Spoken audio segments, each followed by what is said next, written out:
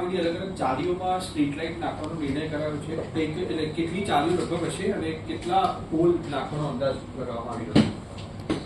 અમદાવાદ મહાનગરપાલિકાના 7 ઝોનની અંદર લગભગ જે ખાસ કરીને પૂર્વ ઝોન, ઉત્તર ઝોન, દક્ષિણ ઝોન તેની અંદર વિવિધ ચાલીઓ આવેલી હોય છે.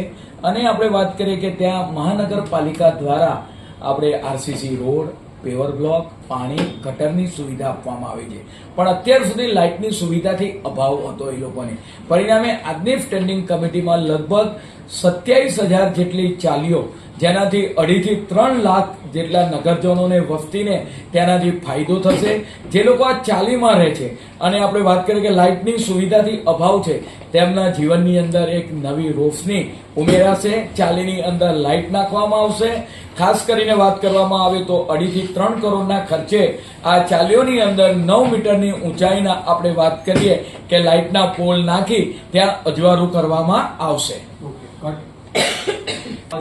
કોર્પોરેશન અર્બન હેલ્થ સેન્ટરમાં હવે ઓરલ કેન્સરની પ્રાઇમરી તપાસ માટેનો નિર્ણય આજે કરવામાં આવ્યો છે. કયા પ્રકારે કામગીરી રહેશે અને શું આયોજન છે? અમદાવાદ મહાનગરપાલિકાની અલગ અલગ હોસ્પિટલો ચાલતી હોય છે. SVP hospital, LG, Shardaben. SVP હોસ્પિટલની અંદર મેમોગ્રાફી કેન્સરનું નિદાન કરવામાં આવતું હોય છે, પ્રાઇમરી સ્ટેજનું.